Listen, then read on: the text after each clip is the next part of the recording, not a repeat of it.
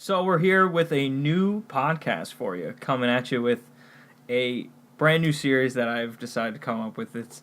Nobody's ever come up with this idea. I hope you know this. It's totally original. It's brand new. It's called Top 5. That's a great idea. What do you think? What do you think of that name? It's fantastic. How fantastic is it? It's on a fresh. scale of 1 to 5. It's vibrant. It's probably in my top 5. Okay.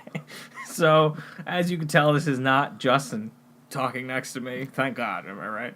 But No comment. I have here, would you like to introduce yourself? Hi, I'm Mike. Good evening. Yeah, I guess it is evening. Yeah, well, I mean, it's Evening somewhere.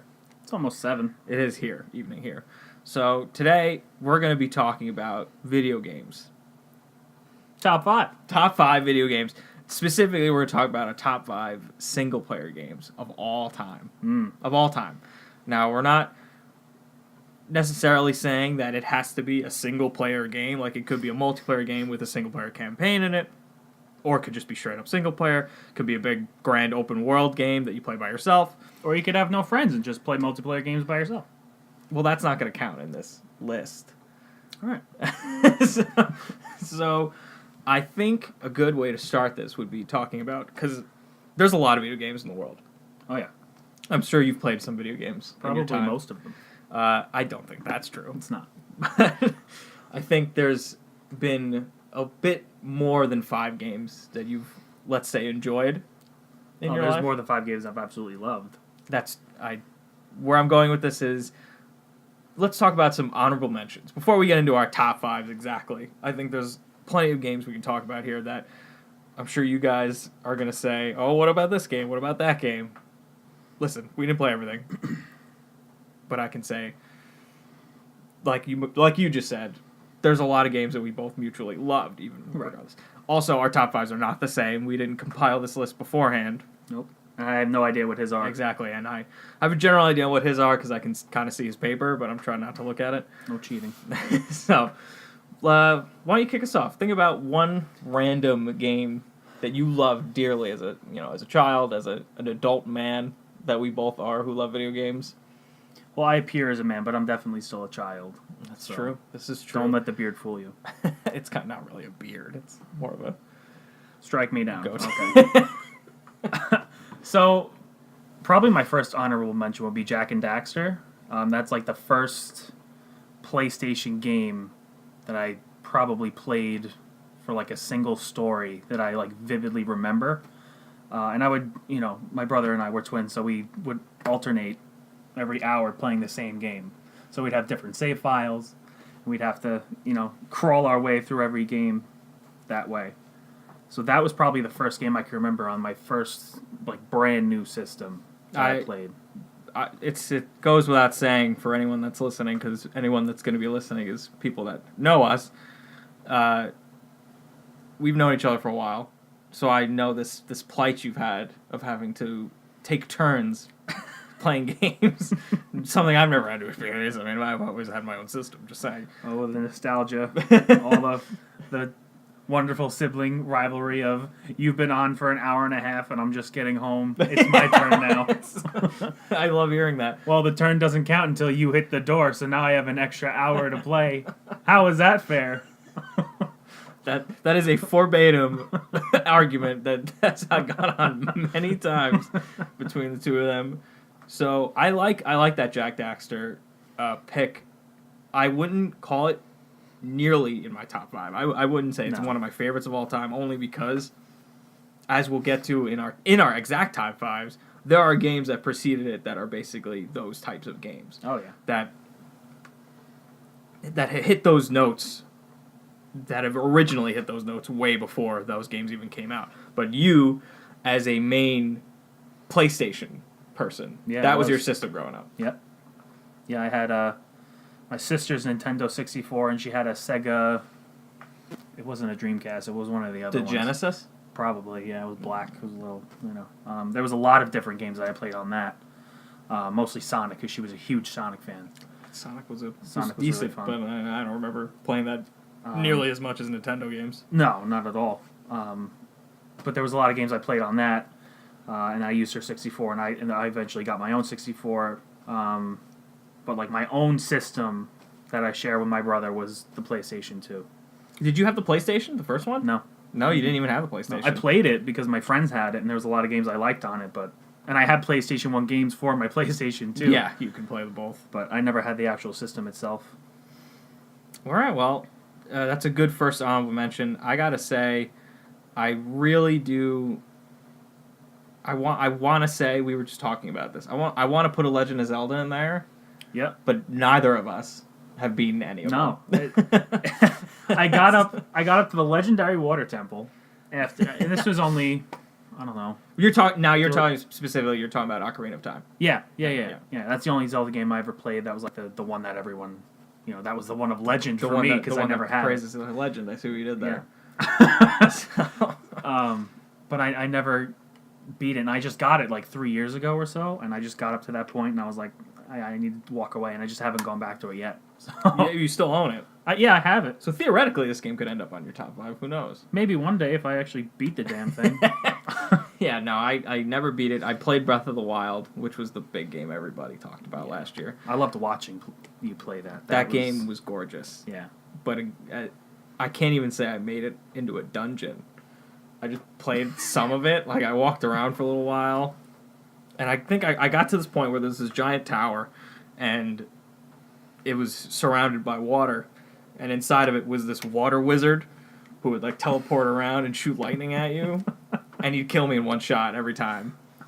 And I made the stupid mistake of saving right next to this place. So I'd come back at the exact same spot, dying in the exact same spot over and over again. And it was kind of like that Dark Souls feeling. Yeah. Of you just die over and over again, you're like, fuck this. I don't want to do this anymore. So I was pretty much done with that. So, I know there was only one honorable mention each. You may be surprised, I don't know what's on your top 5 exactly, but another honorable mention I have to say are the Arkham games. They're not in my top 5. Yeah, no, that was going to be my next one. The first one was awesome. The story that Arkham was Asylum, really changed my life when it comes to comic books. Oh, yeah. I don't think I read a comic book until that game came out. And, I've obviously been aware of comic books, and I love comic books, heroes and video games, as when we get into our top 5, there is one specific comic book superhero game that makes that top 5. Me too. But I never even read one of their comics. I love the TV shows and all that stuff, but I never physically picked up a comic. And then Arkham Asylum came out. And that Rogues Gallery was like, we grew up watching the animated series, Batman animated series. Mm-hmm. But that game just brings those characters to life in a way I've never seen before. Yeah, no, you're right. I think it's easily argued that Batman has the best villains in all of comic book history. I think a lot of his villains, most of them, the Rogues Gallery are, notorious and really well known, pop culture, and now that all the comic book movies are coming out, they're more prevalent and people know them more. But watching them on the game that you played through, and all 3 of them, they were just brought to life in such a different way than we were used to, watching the cartoon. Lean forward when you talk a little bit. Let's see if we can see. I don't want to hunchback you, but let's see if we can get some good quality out of this microphone. Yeah, it's debatable whether or not Batman has the best villains, but I'm not going to debate you. Batman has the best villains. Yeah, I think so. Yeah. That's my opinion. And my opinion is the same. I think Batman has easily the best villains. It's the most interesting character to watch, and playing as him in those games, that beat 'em up system that they came up with, that's in literally every video game now, is amazing. The pressing Y or triangle, whichever console you're using, to counter, and doing all this gadgetry stuff. Going through that game. The way they made all that flow, it was just so satisfying to watch, because in your mind's eye, when you're reading the comic books or you're watching, it's like, that's how Batman would fight. Exactly. That's a great way of putting it. It's satisfying. It's such satisfying combat, where I can say that about a lot of different games. Like, we'll talk about it next, but still talking about Arkham City is personally my favorite. Yep. Arkham City is my favorite one. I think Arkham Asylum is an amazing story. It's an amazing, scene by scene telling of a Batman story. Mm-hmm. But I think as an open world game, I think Arkham City just blows it out of the water. Oh, yeah. Because there's just so much you can do, and I loved all the challenges. Like, not many games make me want to go out and just 100% it. Yeah. Arkham City was one of those games. Yeah. You just want to get everything. You want to see everything. All the little Easter eggs that they put in that game. Like, Easter eggs is a concept that just kind of like flies over my head over most video games. Like, I don't really care. But in a game like Batman Arkham City, you want to go out and find like where the Calendar Man is in that little side area. Like, do you remember it's Scarecrow, right? In the there's a boat outside Arkham City. Or is it Arkham Knight? No, it's Arkham City because Arkham Knight, he is the villain. Right. So Arkham City, there's a boat right outside the city that you can go inside. It's where one of the Riddler trophies are, and you take the picture there, and you see like I don't know if it's a jump scare, but you hear like a scream or something, and it's supposed to be where Scarecrow is. Right. So just little stuff like that. Oh yeah. I loved about that game so much. Absolutely. So, but in talking about, satisfying combat, that's what made me think of this next honorable mention, and then we'll get into our top fives. A very, very recent game that I think could, in a period of time, I can look back and go, wow, that game really, really easily makes the top five. God of War. Oh my god. Yeah. You have not beaten it yet. I haven't. So we can't necessarily talk about the story. And when we get into these top fives, I'm going to say this is a spoiler-filled conversation because a lot of these games are like 20 years old, so it doesn't matter. But God of War specifically, oh my god, talk about satisfying combat. Like the bone-crunching, oh yeah, limb-chopping, just Kratos is the baddest motherfucker on the planet. And in the heavens, literally in all the heavens. Doesn't matter if it's Greek or Nord. And he is just the baddest guy ever. And he's so cool and fun to just kill things with. I love that guy so much. Because I'm a big fan of the God of War games. I played all of them. You didn't play any of them. This is the first one I ever played, was the newest one. But I remember we were hanging out at a friend's house together, and I was watching the both of you play it, and I'd never played it before, I'd never seen it before. We were doing puzzles, and then I saw the Blades of Chaos come out on the change, and they were like whipping all the people around. It was. You're talking about God of War 3. Was that what it was? I remember this experience because I literally beat that game that day. We went over to our friend's house. I started it earlier on in the day, and I did not put that controller down until it was over. That's some of the coolest stuff I'd ever seen on a PlayStation game, and I'm sorry I never got to play any of them, but this one I'm really enjoying. Yeah, this one is so good. It's so beautiful, and like I said, like a lot of these games, sometimes you play games where you just kind of feel like you're clicking buttons through a movie. Yeah, and I don't like Rise. that. Yeah, oh God. A game that's entirely based off of what's the word? QuickTime events. Thank God that game was exclusive. Yeah.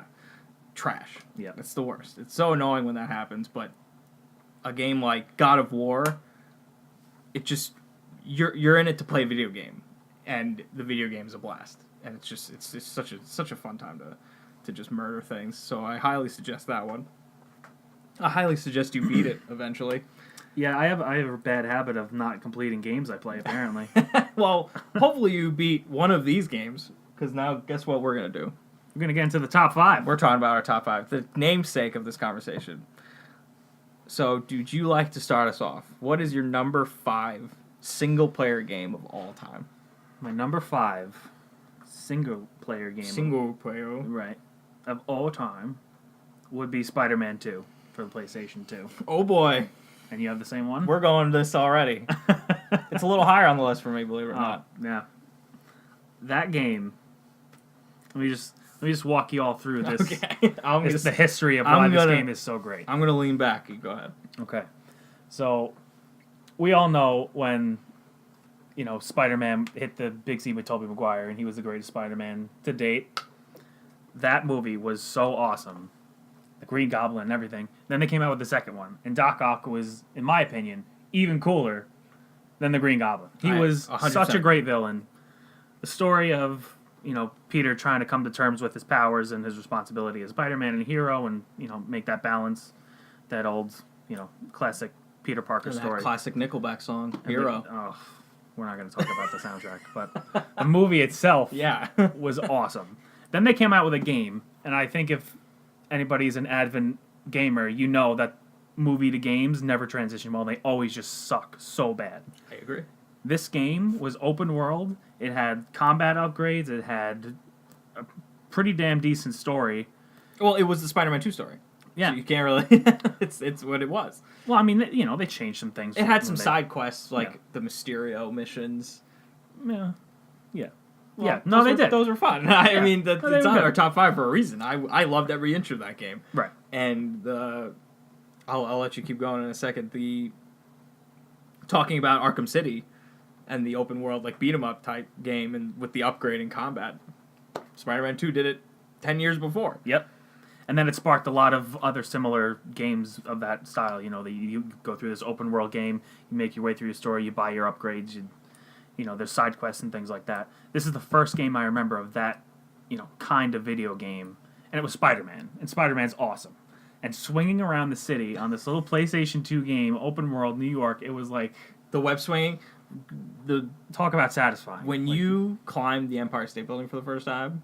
You run up the sides, yeah. There's nothing better than that. No. Like, I saw in one of the most recent gameplay videos of this new Spider-Man game coming out, which looks awesome. Looks so fantastic. It looks like a good kind of homage to that. Because every Spider-Man game since then tries to do that game. Right. Every single Spider-Man game from that point on is trying to be Spider-Man 2. Exactly. And there's a specific moment in that gameplay trailer where he climbs up the Empire State Building standing on top. I was like, did it. I've done that already. Right. But have you done it like that? Yeah, well. I don't know. I guess we'll find out. But the web swinging, you're right. The web swinging was a game changer. Oh, yeah. It was such a blast, and I haven't gone back and played this game in a long time. So putting it at number 5, I think, is probably for the best. I think nostalgia pushed this game up a little further on the list for me than it should have. Now we're having this conversation. I'm thinking, oh, maybe I misplaced something, but we'll get there when we get there. Obviously we've had the conversation about Spider-Man 2, right? For so years. Maybe I'll switch my list as we go along here, because my number 5, and this looking at your list, will lead into your number 4. I'm sorry, but my number 5 is Assassin's Creed 2. Okay. Because Assassin's Creed, we can both agree, we were so hyped for that game. Oh, my, yeah. I remember it was like the summer of like 2006 or 7. Mm-hmm. I forget when this game came out. We should have looked that up. But whatever summer beforehand that this game came out. No, it was like 2 years beforehand. I got the Game Informer. Yeah. And it had like a 5-page report on that game. And just looking at the images of you as this assassin just sword fighting crusaders in white robes with the hidden blade. Yeah. It looks so fucking cool. And then the trailer came out. It was all cinematic, and we were just talking about how you hate how you do the QuickTime events that make you feel like you're playing through a movie. The cinematic trailers for that game looked like a movie. It looked like a movie, but the gameplay, I don't want to say it wasn't exactly that, but the gameplay ended up being pretty damn close with like the concept of when you're running, you're jumping from building to building, you're watching your target on the ground, and then you kill the guy in front of everybody, you run away for a little bit, and then you hide in a group of monks or whatever. It's exactly that. Oh, yeah. And it was so much fun. And talk about satisfying combat. It was exactly that Arkham type style where you're countering people, but you're doing special combos. That game was so much fun. But then Assassin's Creed 2 comes out, and it just takes everything about Assassin's Creed 1 and just quadruples it in every way. Yep. It doubles it in including the character. The character is in a lot of ways. I love Altair. Altair is the OG assassin. He's so much fun, and he's such a badass stoic character. That's true, but I feel he lacked in personality, which is why I made the comment that even the character itself was just so much more vibrant. And Assassin's Creed 2, you play as Ezio, right? Ezio Auditore, and Ezio has so much more going for him all around him. Like, his family's killed in front of him in the very beginning of the game, and that's what pushes him to become an assassin. And playing in Italy, Like that's it. That's some of the coolest times in history. That's all I needed. Like me being, I love history and I love my Italian heritage. I gotta say, like that, swimming through the canals and all that stuff. It's just that game was so perfect in so many different ways. The double hidden blades, like you think, oh, it's a sequel, so they got to put a second one in. It works. Everything works about that game, and you play with Leonardo da Vinci. He builds your stuff. Like, oh my god, those games were so great. And the story, my god. It just got better and better and blows better, your and mind. then it just got worse and worse and worse. There's a reason why our Assassin's Creed games are, for one, solo on these lists, and two, the early ones. Yeah. Because it doesn't get much better than this, unfortunately. Because we were, again, us collectively, specifically, me and you, out of all of our friends, were so hyped for the next game and the next game, just to see where the story was going to go. It's true. And eventually they just botched all of it. It's so disappointing. Threw it all out the window and started years doing of their work own in thing. progress. Who cares? We were like, oh my god, this game's got to end at some point. What's going to be the climax? We don't know yet. There is none. We don't know yet. Who knows? It's something. Something happened, I'm sure. We're gonna have to write our game developers and figure it out. So that was my number 5, and like I said, your number 4 was. So now that Zach cheated and looked at my list, leading into number 4 on my list is Assassin's Creed 1. Which we basically now covered. If you have anything else you want to talk about, yeah. So I remember the hype for this game. Like you said, you read it in the Game Informer. I got a lot of my gaming information, like E3, that kind of stuff, through you growing up. I never really kind of went out on my own and figured this stuff out. I'm a loser. Well, no, it's all not. All I do is watch video game stuff and conferences. I'm not saying that at all. I have no friends. I'm just saying, like, you were, how we say, my guy in the chair when it came to information and what to expect and look for. I was your oracle. Right, yeah, exactly. With legs. With legs. Quite nice ones at that. So, I remember getting so hyped for this game. I loved history. I was really into history during high school. It was like one of my favorite subjects. I thought it was really interesting. Who doesn't love a good sword fighting game? Because everything's so, based around, Crusades, dude. Yeah, that. Sword fighting. Everything's like gun related now, like shoot 'em up. Everything's a shooter. Right? Everything's a shooter. It was a nice change of pace at that point. And I love stealth stuff. Like, espionage, stealth, sneaking around and getting missions done like that. I think it's challenging. I think it's exciting when you actually pull it off. So I remember actually writing Microsoft for one of my school projects in like the computer class we had to take in high school. And I wrote them asking about this game because I was so excited. Like, what's going to be like the lineage of this game? Is it going to be more? Is this like a one-off? They're like, you have to wait and find out. And I waited. What a and bunch here of we assholes. are. And I'm so disappointed that it didn't stop because it got so bad. Now you want to rewrite them and be like, Yeah. why? Why did you do You're that? like, you should have stopped at 3. 4 was better, but it wasn't necessary. So getting back to 1, Altair is so awesome. And the game itself, why I chose 1, is it was, like I said, it was such a nice change of pace. It was new.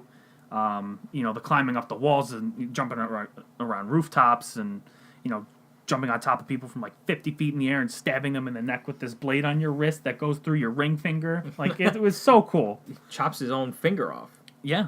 for a blade. For the sake of the creed. That's for the Creed. Do you remember the Creed? Do you remember their thing? No, neither do I. It's been so long since I even bothered. Like, I haven't played the last probably 3 games. I heard there's like aliens or some crazy shit in the new one. I don't know.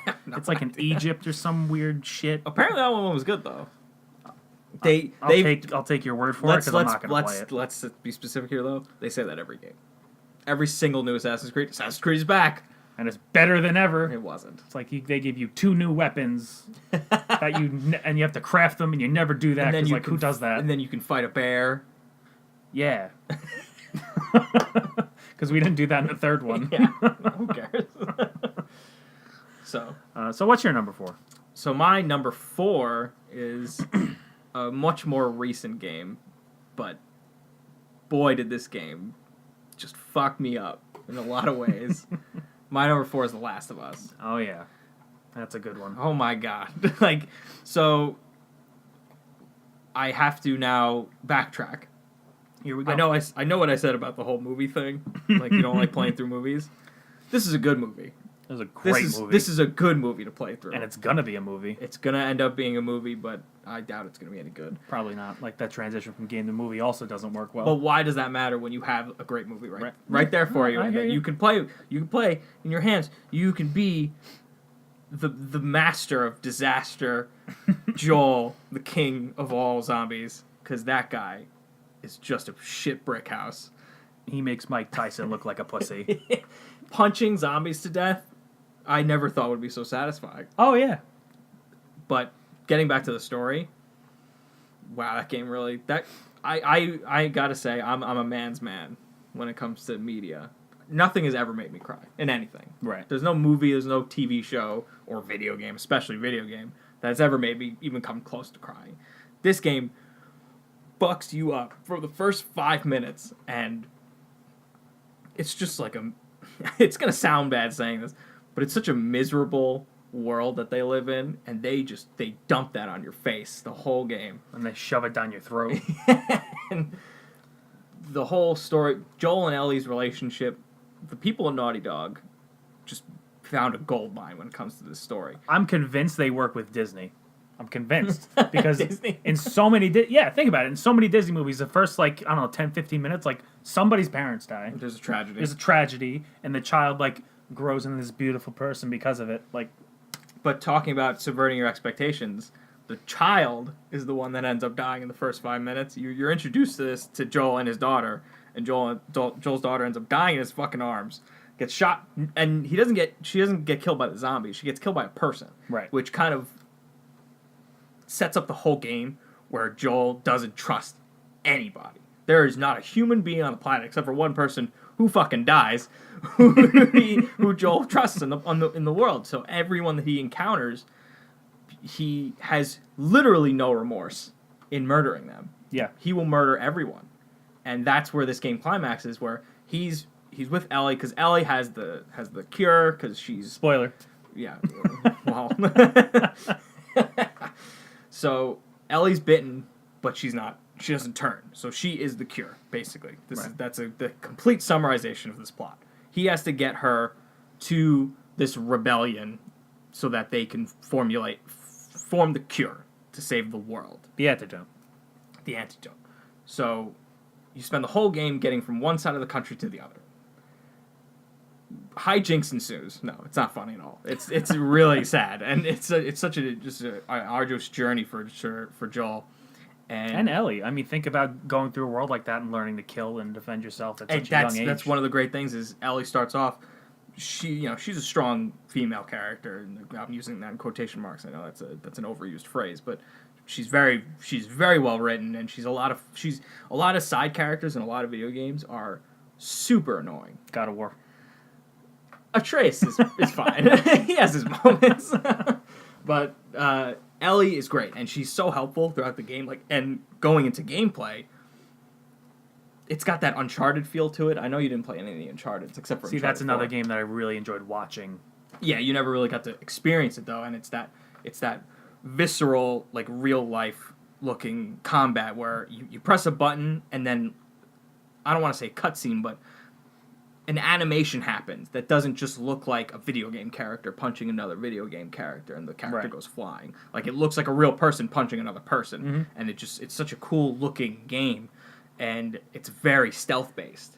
So going around, and you can choose to shoot everyone, but one of the great things about Last of Us is your lack of ammunition in anything. You have to go through this game as a scavenger because that's the world they live in. And I love that. Like I said before, I love that aspect of games where they make it not only a challenge, but it's stealth, and you really have to be aware of your actions, and your next step you have to kind of think ahead. Especially with the zombies. Yeah. Because the zombies are also relentless, but as the way I played it with another friend of ours, sometimes you don't even need guns. Because who knew that a video game like that, where it's so based in reality, like real people, one of the most fun things to do is to just drop your guns, tape up your hands, and punch a zombie to death.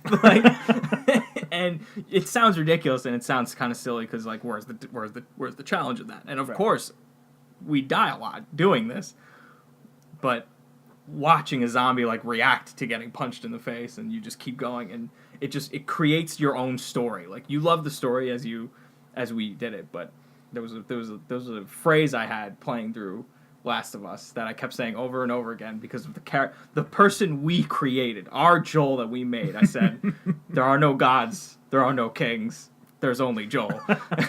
He was the best. Like I said, Kratos is the baddest motherfucker in the gods world. In the real world, Joel is the baddest motherfucker on the planet. So if Kratos had another son, it'd be Joel. Joel is the son of Kratos. I'm sure that's what the lore is going to lead into. So this, and then of course, getting back into the story to end this conversation about The Last of Us. The end of this game changes everything I knew about this game. Like shakes your core and moral beliefs. The whole game, you're playing this game as this monstrous killer who you are looking at not as a monstrous killer, but as this guy who suffered tragedy, and he's looking at this girl as his daughter now, as his surrogate daughter, who he's protecting to get to this world. But he's lost everything. He's lost everything leading up to that and going through this.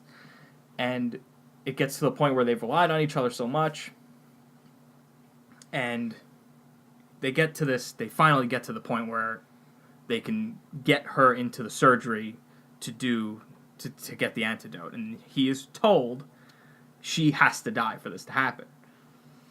And you think, this is it. This is to save the world.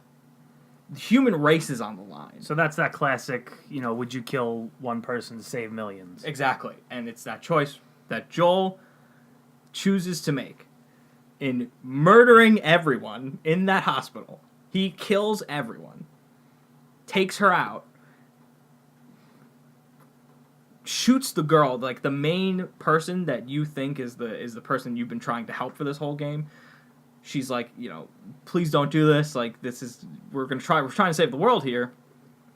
And she's like, he finds her in like the parking lot. He's got Ellie. Ellie's unconscious. She has no idea what's going on at this point. And she's like, just go. Like, please don't kill me. You've done enough. And he goes, you're just gonna come after her. And he kills her too in cold blood. So Psycho. This whole game, you're going like, oh yeah, I get it. Joel's a troubled soul, and he's just trying to. He's a troubled soul. He's just trying to survive.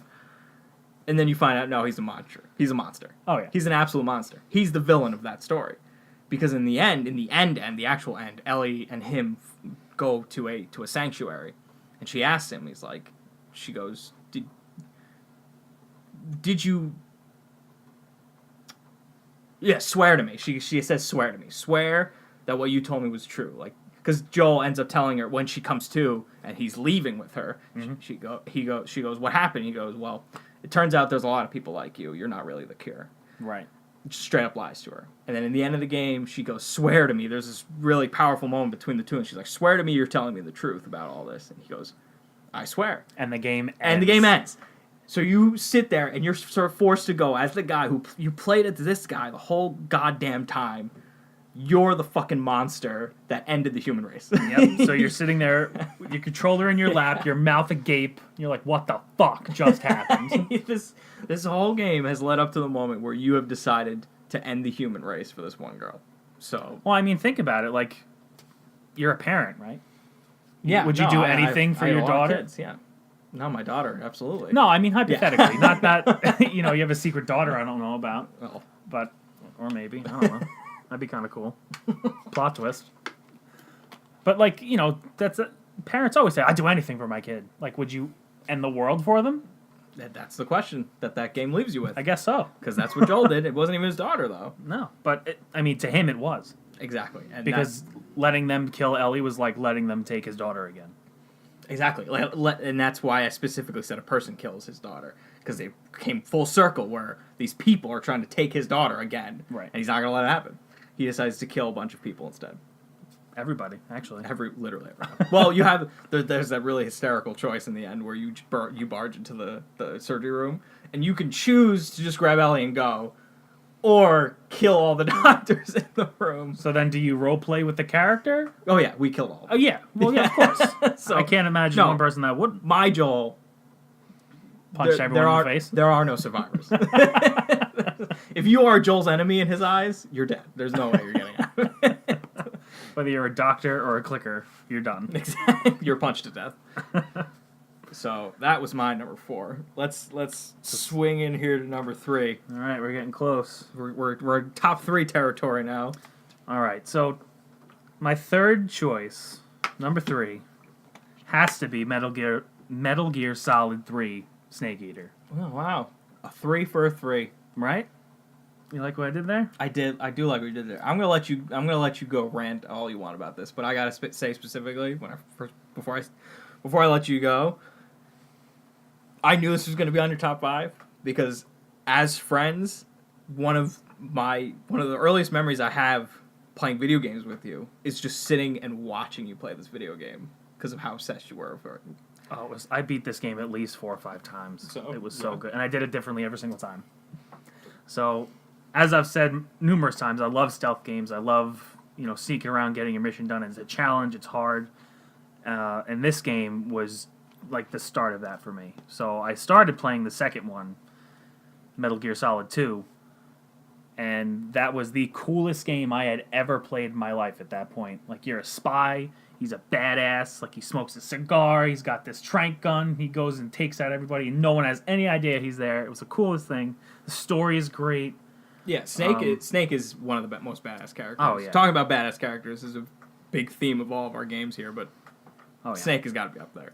So I started out with the second one. I never actually played the first one, but I looked it up. I watched the whole thing on YouTube, and it was awesome. So then comes up Metal Gear 3. Did you understand what was happening? Yeah. Oh. Yeah, it was good. Okay.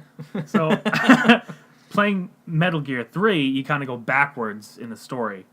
And, if you know anything about Metal Gear, spoilers, the second one he's a clone of the guy that you're playing as in 3. I don't know if you ever knew that.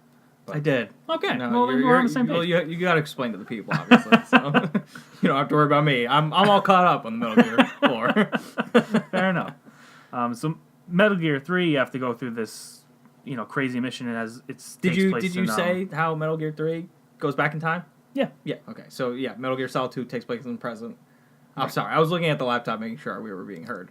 But so Metal Gear Solid 3 is in the You go back in time. 60s, right? Right. Yeah. Yep.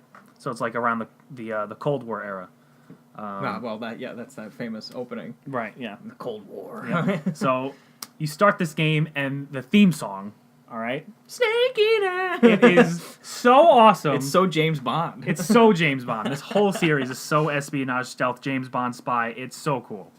And that the gameplay of this game was just revved up from the second one. Like, there was so much more involved. Like, you had to eat, you could get poisoned, you could, start to starve to death.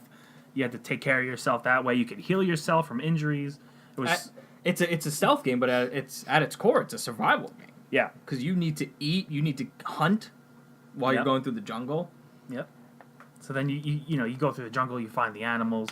Some attack you, some can poison you. You can eat your food rots. So if you don't eat it fast enough, you have to get rid of all of it and then start all, like, it's crazy. And there's so much going on, and the story was awesome. I love the Metal Gear Solid stories, and silly as they could end up becoming, though, they're so much fun to watch. But boy, do those stories get a little jumbled, a little convoluted at points. Yeah, that's true. I do think, personally, as I'm sure you're agreeing because it's in your top 5, I think Metal Gear Solid 3 has the best one. Has the most followable plot. Yeah. All the way through. I think so too.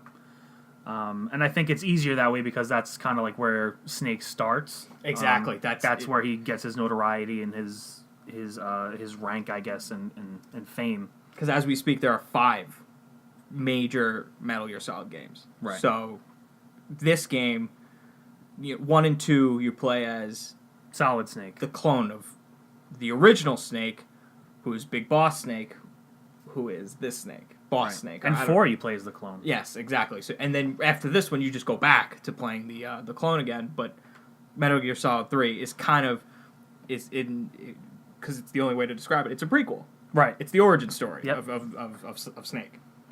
And it was not disappointing at all. It was so satisfying to play through. It was tough. There's, like I said, there's different things you can do throughout the story to change it. So I know there's this one part. There's this main villain. He's called the End, and he's this old guy, and he's in a wheelchair, and he's like super strong and powerful, and like, you know, he's like, He's in a wheelchair and he's super strong. yeah. Well, I mean, it's What a Japan, twist. so whatever, you know. So anyway, there's this part where you see him across this river, and you have to get over to this. Way earlier on in the game. Oh yeah, Way earlier before Really you end up early fighting on. him. And you can, if you have, you know, the right equipment with you, you can actually kill him and totally bypass that entire boss fight. You later on you in the snipe game. him from a distance, Yeah. right? Yep, and he just explodes. Do you remember how to actually beat him in that? No. In the fight? No. Because I remember I just had this conversation with somebody recently. Apparently, there are a couple ways. I think, or maybe it's a different boss battle. I think you have to die. Or is that a different boss battle? That's a different part of the 'cause- game. yeah, 'cause then so you- that's then not you a take a boss pill. battle. You have a boss battle. I think this is how it goes. I haven't played this game in like, I don't know, 10 years or something. But you go through this major mission, and then you're walking through Yes. Okay. the river. Yes. And then you get up to this part in the river where there's the Grim Reaper down there, and you're like, what the fuck? Like, what happens? So then, if you try to walk past it, you instantly die. And if you don't do the right thing at the right time, it's like you have to restart. Yes. So I remember the first time I played through that, I was like, what the fuck do I have to do to get past? Like, I tried going around it. I tried swimming under it. Nothing worked. You have a cyanide pill in your mouth in this game. So you have to take the pill, and then you die, and then it goes into a cutscene that you're going down the river, and you get past death. That's Metal Gear. That's Metal Gear. That's Metal Gear in a How cool is in a that? bottle, because and that's like Metal Gear Solid 1, the famous what the hell's that guy's name? The Psychomancer guy. What the hell's his name? Psychomantis. Oh, yeah.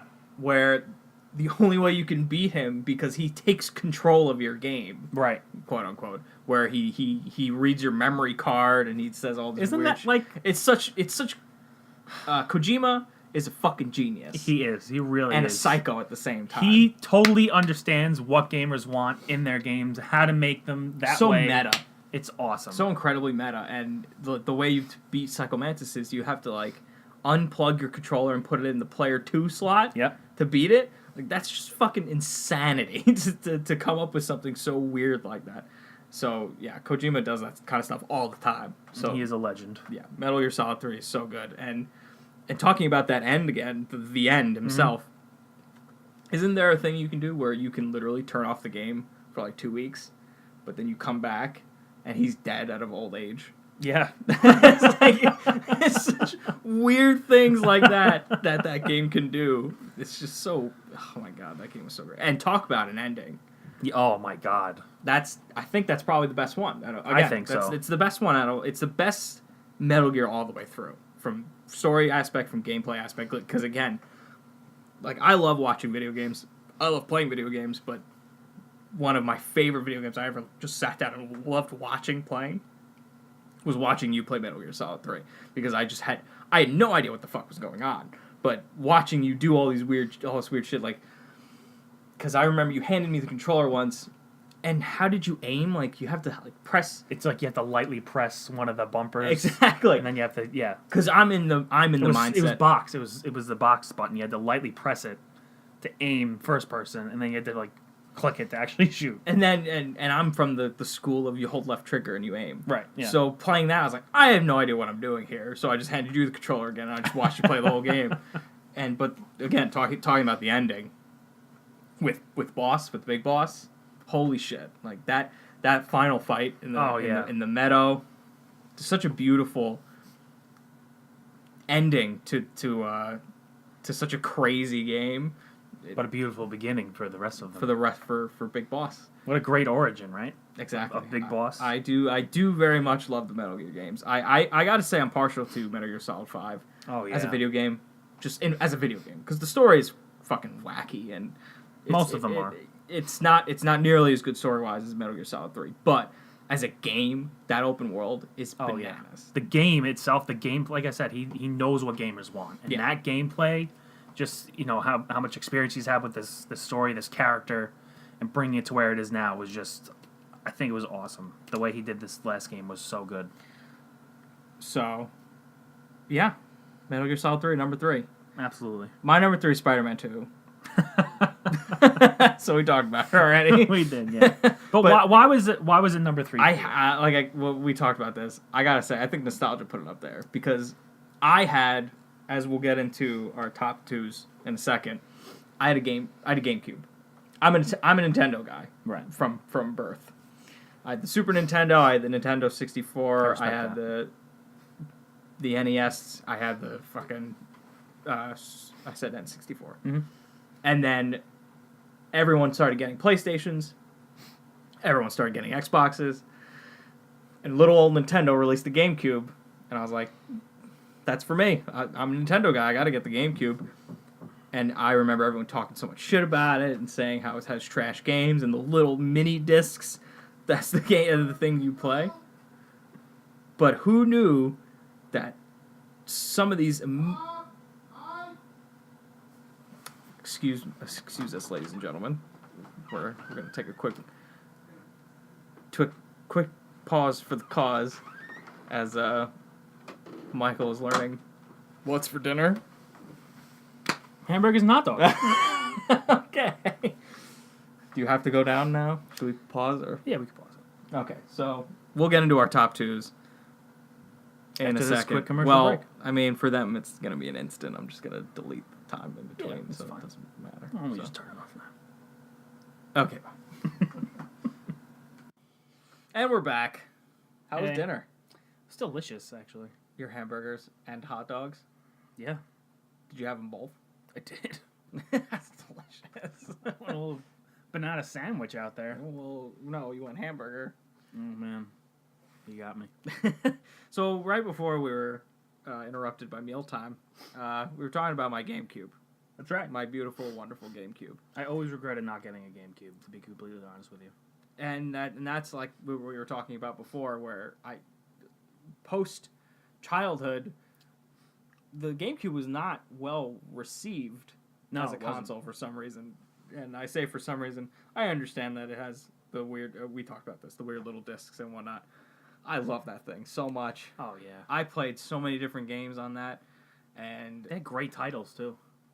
great exclusives, yeah. But I played most of my games on that. I played a bunch of wrestling games that I will forever love. But yeah, Spider-Man 2 specifically was the game I played. Not the most. That spot is saved for another game. But I played so much Spider-Man 2 on that GameCube where it's embedded in my brain, like all the different combos and all that stuff. Like, yeah. I loved every inch of that. So, but we talked about Spider-Man 2 enough. So I think we should now go into our number 2s. Okay. So your number 2 is... My number 2 is Gears of War. Now this is an interesting pick because Gears of War for us, my God. What a game changer. We dedicated a lot of our lives to this game. Years to these games. Now, I'm assuming you're talking about Gears of War 1, 2, and 3, or entirely as a story, or just 1. I mean, it's really hard to not talk about them as a complete set like that, because they were all just so good, and in my humble opinion, they just continue to get better and better as the titles went on, up to Gears 3. After that, I don't really like to, talk about it, much like Assassin's Creed. I don't like to go past that point. I think Gears, yes, I agree. I think Gears 1 is amazing, Gears 2 is even better, and Gears 3 is the best. Oh, yeah. So I think it gradually did get better, and but our conversation here is of single-player games. So Gears of War is not in my top 5 when it comes to single-player games. So if you'd like to explain yourself, mister, why is Gears of War as a single-player experience? You're talking about the campaign. Why was that? Why is that your number 2 of all time? Well, I put it in number 2 because I don't think you necessarily need to play with a friend in this game to get the full experience of the campaign that you're playing through. And a lot of Gears of War, especially Gears of War 1 and 2, I didn't really play with You can answer that. That's good content. friends. So Speaking of friends, Justin, you are live with Zach and Mike on podcast. live on the Top 5 podcast. I'll be there soon, except I have Lex sitting on my stoop looking at deer eating like she's never seen a deer before. So, But has she seen a deer eating before? oh, there she comes, finally. Well, we'll be there very soon. All right, we look forward to hearing from you. I don't really have ring other than myself and my girlfriend. Well, you can leave one of those behind, but Bring the girlfriend. See you in a little bit. Sounds good. Bye. That was Justin, ladies and gentlemen. He'll be on another Top 5 podcast, I'm sure. In due time. Maybe even soon. Who Maybe. knows? We'll talk about it soon. But thank God he's not here right now. So you're explaining yourself. How fucking dare you put Gears of War? I'm just kidding. What? Go ahead. So like I was saying, you don't need to play with a friend, and I didn't play with a friend for a lot of the first 2 games to really get the full experience of what this game had to offer. And my first experience ever was actually watching you play it by yourself on your Xbox. It's not on my top 5, but I can take this moment now because it's on yours to say Gears of War is one of the only reasons why I got an Xbox 360 to begin with. Like that, I had GameFly back in the day. I remember that. Wow. GameFly. I'm hoping that the thing is recording well enough. But GameFly was the process of you rent a game and you keep it for literally as long as you wanted. You paid the monthly subscription, but you played the game as long as you wanted. I never returned it. I got Gears of War and I played it until the game broke. That's right. It literally broke from how much I played it, and I sent it back broken. Yep.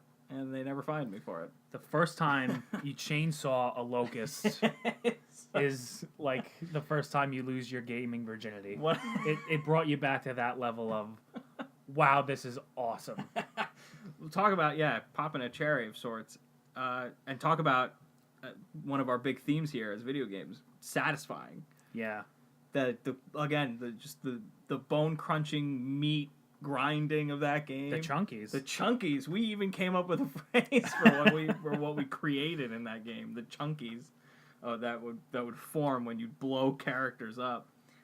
But like I said, I always looked at the game more as one of my favorite multiplayer games of all time because multiplayer we played until the wee hours of 6 a.m. We did. Yep. Those were the days when we were young and virile and just ready to full of testosterone and rage. And talk about testosterone in this fucking game. See, that's another piece of why this is my number 2, because as much as it is about the gameplay and the campaign, this for me was a lot more about the experience with this game and across all 3 of them. But it started with Gears 1, and watching you play it on yours was just so awesome. And then it got into online, and there is something about the Gears of War community online that I have never experienced anywhere else online in any game. So I don't know if anyone listening has played this game, but do yourself a favor and don't speak to anybody when you play this game online, because they will take such deep, like, gut-wrenching personal shots at you and your family. They may not even know who you are, but they'll find the way. But they'll look you up and find out personal details and use that against you to insult you when you blow them apart with a shotgun. A Nasher, as we call it. The Nashers. And guess who that person is that's insulting you? Mike's brother. That's right. Talk about the number 1 culprit of just insulting little children online. Yeah. Yeah, he he actually, I think he got a message from, I guess it was Microsoft, and he got, like, his player's tag was, like, marked because of his unsportsmanlike conduct playing Gears. It was so bad. And I would walk in, and he'd be playing, and he'd say this crazy shit, and I'd be like, whoa! Like, what happened? What did this person do to you? And I think a lot of it was, just the inconsistency of that shotgun. Yeah. And a lot of it was, the rage that would ensue when your screen dripped with red blood and a red skull cog came across because you just got blown away. But that's the multiplayer. So going back to the story, the single player aspect of this game, I can agree with you in Gears 3 specifically, because that was the first one out of the 3 you could play with 4 people. Right. So it was me, you, and your brother taking turns, obviously, as we discussed before, the 1 hour rule, but and two other of our friends, and playing through that finale of a trilogy. Wow. Yep. And this game is so silly and ridiculous. It's an action movie. that talk about playing through movies. It's an action movie in that heavy, big dudes just killing monsters and just blowing things up and just cursing, whatnot, all that stuff. And we've got a new challenger, but we're talking about our top 5 single players. You're coming at the tail end of this conversation. Speaking of Rob, good. Here he is. This mic's not gonna hear you back there, so you might have to. That's okay. Sit this out for a little while, That's fine. or you can talk from there. But we're just talking about you and your shit talking capabilities online of Gears of War. Oh, I hit my peak at that point in my life. Be careful what you say, because this podcast is gonna go out to people. But What are those? yeah, that was his mindset playing Gears of War. Basically, what are people? Who they cares? weren't people; they were locusts. Whatever else was communicating with me was certainly below me in every way I could think of. Whatever it was. So, but as a single player game, so that was we got to play Gears of War 3 specifically for the first time as a team, and watching Dom die is one of the most gut wrenching, gut punch experiences I think I've ever had as a single player, and I specifically say that with the caveat of it being a very silly, stupid action movie type game. Mm-hmm. But that moment when you've played this game for 3 or 4 years, the 1, 2, and 3, and this character that you've known since the beginning, and his arc finally coming to an end, the only character that dies, the only main character that dies out of all the characters in that game, and the Mad World starts playing, which is the theme song of this trilogy. That game that hits you hard. Oh yeah, I remember we were playing it. Excuse me, and when that scene hit, and it was the first time any of us saw it for the first time ever, and we saw the scene hit, and he drives into the thing, and the Mad World starts playing, and we didn't make a sound, and we bullshit and joke around and play all the time online, and we're always talking through cutscenes and stuff like this one. Nobody made a sound. Nobody said a word. You can hear a pin drop for the 5 minutes afterwards. Yeah, I think the only thing I said was wow. Yeah, like there was tears welling in my eyes, and Zach, not a lot of things make me cry, especially when it comes to video games. Movies more so, but video games, I'm like, whatever. it's fucking video game. This was it was really tough to keep that down. Watching that after going through so much with this character and this team and the storyline, and that's not that one scene I think really brings this whole. I think it makes it. At that point, that moment in Gears 3 makes the trilogy, makes it easily worth in the conversation, at least in the conversation of being in your favorites. So I would agree in that sense. While we're talking about our final 2 here, do you want to come up with your top 5 multiplayer games? That'll be our next one. Sure. Yeah, so Sure. think about I can it. tell you my number 2 right off the bat, which I think I can speak for everybody, which is obviously Brink. I don't think anyone would disagree with that statement, because No. that game was so critical to the rest of the multiplayer world after. I meant we'll podcast about that afterwards. I'm just saying in general, overall, Brink is my number 2. Okay, so number 2 in a lot of ways. Yes. Needless to say, Rob has extremely poor taste. But I mean, if you have a number 2 or 1 single player game of all time, feel free to chime in. But Okay. I will talk about my number 2 of all time, The Witcher 3. There you go. Holy fuck! Skyrim makes it into our honorable mentions. Yeah, I was just gonna We say did that. not talk about it at all, and we're very sorry about that, because we What a collectively played that game for hundreds of hours. It was so good. Never got into that game. See, I never got into The Witcher. But when The Witcher 3 came out, Well, that's a mistake. I watched, because as you said before, I'm all about the fucking E3 conferences. And Right. I keep up with what's coming in the world of video games. And I just ask you. And one year at E3, they played the cinematic trailer for The Witcher. I was like, what the fuck is this? And then they showed gameplay, and I'm like, there's no way. There's no way there's a game that big and that insanely in depth. And we were talking about Assassin's Creed as like that swordsman type Let's combat. blows that out of the water. This game kills every other single player game I've ever played except for our number 1s. and number one only makes it out of nostalgia. If nostalgia didn't have any account in this conversation, Witcher 3 is my number one. Because out of gameplay, story, and just as an overall video game experience, this game hits every single note you want to hit. Because as a story, you're cheering for Geralt the whole time. Geralt of Rivia, the main character. And it's a role-playing game, so you make his decisions throughout the entire game, so you can play it however the fuck you want. You can make whatever choices you want. And as with a lot of single-player games that give you choices, a lot of those choices don't matter. In the end, something happens that's going to happen regardless of the choices you make leading up to that. There are like 30 endings to that game. And I got the worst one. The first time I played this game, I just wanted to get to the end so bad, and that was the biggest mistake I made. Everyone fucking dies. It's the saddest ending. Geralt dies in the end. Like, Spoilers. There's the whole It's the worst ending, though, so you don't want it, that one. So clearly you have to play it all over again. I played that the first time I played it. I was like, that was fucking bullshit. I can't believe I just did that to myself. Like, I wasn't mad at the game. I was mad at myself. Well, it was your choice. For exactly. For the choices I made. I was like, what a shitty person I am. So I go back a couple years later. I buy the game again. Wow. With the DLCs this time, so that I can play the whole thing over again. I play every side mission. I make every decision specifically for a good ending, and I finally got what I wanted.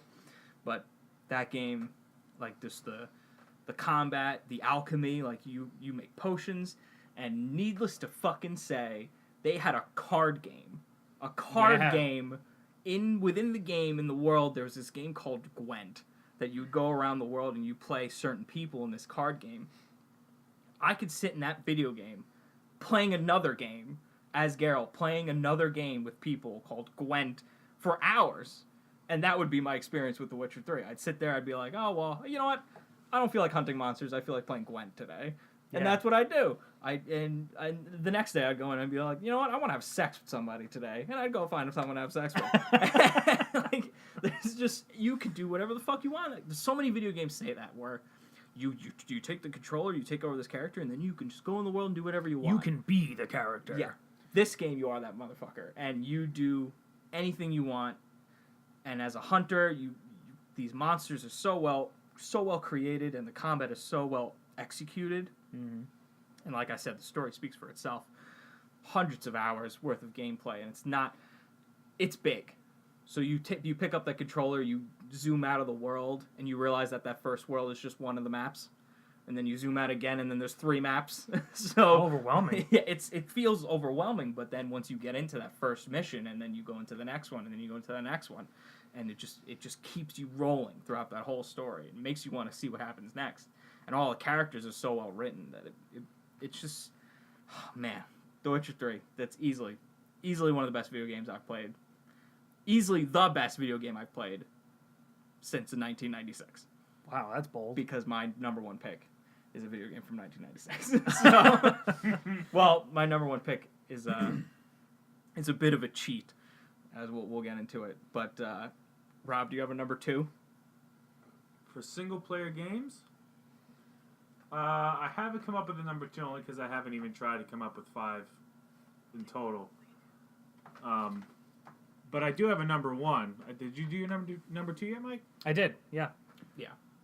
I mean, number 1, I would have to say, if we're going to go there now, would probably be Red Dead Redemption, hands down, no question. Yeah, we're at our number 1s, right? I should have put that on my list. I didn't even think of Red Dead Redemption. Red Dead Redemption is absolutely Wow. probably one of my favorite single-player games of all time. I'd have to agree with you. When that game came out, I couldn't get enough of it, and even up to a couple months ago, I still play that game. And I restarted a new story file and everything, and just the replay value of that game, all the awesome, unique side missions you can do, some of the characters are very stereotypical, but it's still just, it's so great. Rockstar has a way of being this really cartoony type, developer with the GTA series, and I can easily put any 3, Vice City, 4, San Andreas, or 5. I can put any one of those on my top 5. 5 was because they're fantastic. so goddamn amazing. Yeah. But Red Dead Redemption just fucking rips everything out of it dwarfs all those titles. It's that you just so said. massive in scale, but every little nook and cranny of that world that you walk through on a fucking horse in the western in the West. Yeah. Oh my god! And talk about another one of our themes that we've been Satisfying. talking about: satisfying combat, but badass motherfucking characters. Oh yeah, that John character. Marston. John Marston is easily one of the most badass, funny, interesting characters. And even though you play the entire story through him and like you learn bits and pieces as you progress, there's still so much mystery about him. And with Red Dead Redemption 2 coming out, I hope that we see a little bit more of that and learn even more about John Marston before Red Dead Redemption.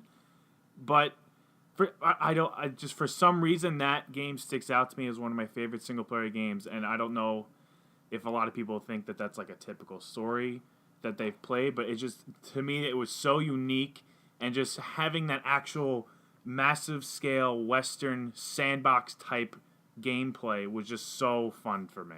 I would agree with you, even like as a story, as a game where you don't know if that's a game where you've seen games like that before. That ending, not many games can nail a perfect ending. Right. That's a perfect ending Oh, in a yeah. game. That game hits every note from the start to the finish. That it keeps you interested the whole time. And like you said, what you're so excited about Red Dead Redemption 2, which we all are, it did so good, like world building, like his history with with his gang, the Dutch gang. Like that's just so. It's so great. It's such a great spaghetti western. Like even little moments when you go into Mexico for the first time and you ride for 4 minutes or something on your horse, just listening to some old song. It's great. It's amazing, and you're still playing that, doing that moment, going, "This is fucking awesome." And you're not even really doing anything. Yeah, exactly. You're just riding on a horse. Like you're just riding a horse through this desert that you've never been to, and just because of the music in the background, you're like, "Holy shit, this is awesome!" Because it's taking you into a whole nother fucking section, a whole nother world in this already massive game. Talk about immersing you in the game. You're playing, in the character you're playing. You are immersed, and as a cowboy, you're fucking immersed. I mean, as soon as you get to Mexico, you get a free poncho. I mean, how much more realistic can you get? You can't ask for anything else. That's right. That's it. That's all you need. Really. And the other part of that game that stuck out to me so much was John Marston's voice. The voice actor for that game was a one and done, which to me makes it 10 times better. And the character is it's just not so like much more interesting after that. Yeah, it's not a known voice actor. Right. It's not like a Troy Baker, and Troy Baker does some phenomenal voice acting too. And like it's not like I've ever said, "Oh, I didn't like Troy Baker in that game." He's always great, but I feel like because you know Troy Baker, having heard his voice in another game that you've played previously for a new character, you're just like, oh, like he did really well. It's Troy Baker. He always does really well. But this is like I can't even remember the guy's name, but he does such a phenomenal job and then walks away. He's like, nah, I'm gonna go work on a farm and start a family. Yeah, it's John Marston. Right. John Marston plays John Marston in that game. Exactly. So it's the perfect. It's just a perfect story. Backs in the background of it leading up to the game. The behind the scenes is the phrase I was looking for. The behind the scenes of that game and the execution of that game and the DLC of that game. Oh, fucking yeah. Undead Nightmare. Yeah. That was great. The That game was so has one much of the fun. best DLCs of all time too. And zombies are so I feel like they're cliche and they're overdone. But that game doesn't. it was perfect. Western zombies, like was you've never awesome. seen it before. Yeah. So Yeah. it's such a. That game is awesome. It That was is. a really good It pick is. for number one. Really, I'm really really shocked incredible. I Right? can't believe I forgot about that. He one. just kind of leveled my entire security I had You're in my welcome. list. But- You're welcome. As we'll now hit our number ones, because I already saw what your number one was. You And my cheated. number one is pretty goddamn similar. yeah. Would you like to announce it? Drum roll. Donkey Kong 64. Nice. That is my number one, a hands good down. one. Okay. That's right. So let's start from the beginning, right? You're a kid. You're playing this Nintendo game. Nintendo's like the system to have. And then the Donkey Kong rap comes on. Right? I feel like most people could still remember most of the words of that song. At least the first two, three. Right? DK. Donkey Kong. Kong. Yeah. So you're sitting there, you're holding the controller, you're like 10, you're like, like you're listening, you're jamming out to the Donkey Kong rap, and Chunky comes on, you're like, who the fuck is he? I don't even care. This is the coolest part of the song. Like, it's awesome. And then you get into the thing, and like you come out of this coconut island head shaped like Donkey Kong, you're like, shit, this This dude lives in his own head. Like, it's so awesome. It's like it's like this open world. It's like Donkey Kong is so awesome to begin with. Like, let's be real. He's probably one of the best Nintendo characters. Oh yeah, and just he's an OG along with Mario. So yeah, and just to touch on Nintendo as a whole, as a company, and the games they make, they are, in my opinion, the most original games out there, and they have the best single player adventure games ever made. It's just my opinion, and it goes all the way back to where a lot of companies go sit down and write the story first. Nintendo's about video games. Yeah. They're trying to make a video game, first and foremost. That's Right. it. That's all they're trying to do. So they're all about fun. And that's what we attach to as children. And so when you can look back and say, what was your favorite video games of all time? You thought, well, what was the most fun I had playing video games? Right. It has to be a Nintendo game. Yeah. If you say something that's not a Nintendo game, I don't know what the fuck you were doing when you were a kid. Yeah, Because like I'm 24 and I haven't played this game in 10 plus years, and I'm still getting excited about it. Like, I'm sure you can hear it in my voice. Yeah. I get so excited talking about these games because they were that much fun. And you're talking at DK specifically. Like Specifically, Donkey yeah. Kong 64. Well, that was super nostalgic for me because I vividly remember me, Rob, and my dad all playing that. You know, my dad would come home from work to my grandma's house to pick me up, and he'd, take like a half hour and play Sit down and Donkey play Kong some with Donkey me. Kong, yeah. Yeah. And my mom would be like, "Come on, let's go." And he's like, "Hang on." Like, I'm trying to get this golden banana right now. And satisfying. Like, getting those bananas, just the banana. Like, you're like, yes! Like, you accomplished something in that. And, like, when you get into the save menu and you see all the golden bananas you have, you're like, God damn, I am good. And funny enough, I never beat the game, ever. And right? Plot twist. Hang on to your seats. Mike's never beat his favorite game. So I think that speaks for itself. I've never even seen the ending of this game, and it's still my favorite game ever. I think that's fair.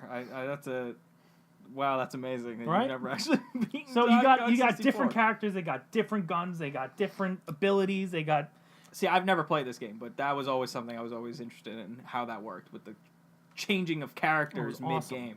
So, yeah, that's...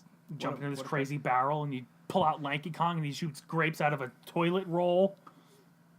Yeah, right? It's you're like, what the fuck? But yeah, as a kid, you're like, dude, this dude shoots fruit at people and takes them out. Like, and he's an orangutan with overalls, and he was crazy. It was I awesome. like it. It reminded me a lot of Banjo-Kazooie. That was also great. Or Mario 64. Well, that's a good segue. My number one of all time is Super Mario 64. So, everything Mike just said, Super Mario 64 did first. So, when it comes, my lineage of games, as I just explained before, starts with Nintendo. It ends with Nintendo because Super Nintendo, the NES, the Super Nintendo, and then the N64. I had the N64 right into the GameCube. And I played the fuck out of Super Mario 3 and all those OG side scrollers. But when the 64 came out, and then you jump in to Super Mario 64, like you said, just the opening of the game, when you could fucking pull Mario's face around before you even got in the game. Open the door. Oh, hey, welcome. Alexa. Oh, we're trying it. Oh, Yeah. wow. Well, it's working. We're being nice in here. hardcore interrupted here in this podcast. That's okay. We're gonna The more have to- the merrier. I'm gonna How's have the to. quality? Well, I'll show you when we're done. We're gonna finish this conversation real quick. We're basically done. Podcasting is what we do. So, I was talking about Mario 64 before I was so rudely interrupted. Right. So, jumping into that game for the first time, and then you... Fuck, I just lost my entire train of thought. Pulling Mario's face Motherfucker. around. Yes. and then you jump into that game, and it's an open world. For the first time I've ever experienced in my life as a child, you walk into a game and you could just run anywhere. You could do whatever the fuck you want. And like you said, the satisfaction of going from world to world and getting stars. When you jump in that first world, the Goomba world, and you fight the King Goomba, It's awesome. that's it. This is the best game I ever played. And I have to say, even though Super Mario 64... Okay, motherfuckers, just let us finish, and we can all talk as friends all we want. You're on the air. That's very unprofessional. Yeah. So, I learned that at school. so I have to tie that, though, and I'm cheating here because my number one is tied. We've been cheating this whole time. 'cause you Yeah, looked at that's my true. list, so. I did look at your list the whole time, but Super Mario 64 is tied with my other favorite game of all time, which is Super Mario Sunshine Oh, for the GameCube, because everything about Super Mario 64 just was brought back. more Like, modern. Yeah. Years later, I played the fuck out of Super Mario 64. I beat it 100 times, and then Sunshine comes out, and it adds the fucking water shooting gimmick, and Yeah. And that's all it puts is. you in a is whole nother world It's Mario 64 with some water. with water. And that's amazing. That's all I ever wanted. Who knew that's all I ever wanted in a Right. goddamn video game? Like, So- all Rob wanted was a poncho in Red Dead, and all you wanted was a little bit of water. And all you wanted And they go together. was a banana. Was those damn golden bananas. And I think that's a great way to end this conversation. I think so. So, hey Justin, what's your favorite game of all time? I don't care. So that's the end of this conversation. We'll we're gonna join you next time for our next top 5 series that Justin will totally be a part of. Don't worry, guys. I know you're super excited to hear his voice. So And we all missed him. we did miss him But we only didn't. because he's here now. because he's here now Get ready for your next installment. on top 5. So I've been Zach. I've been Mike, We got joined in by Rob, and Justin is super excited for next week. LeBron James has agreed to a 4-year, $154 million deal with the Lakers. Thank you for joining us. And that's It's the in game. Cleveland.